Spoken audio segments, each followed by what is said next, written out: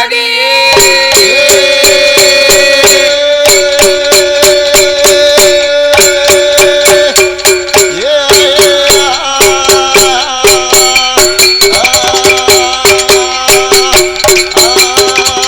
வெள்ளை கலையுடுத்தி வெள்ளை பனி பூண்டு வெள்ளை கமலத்தில் விச்சிருப்பால் அன்னை வெள்ளை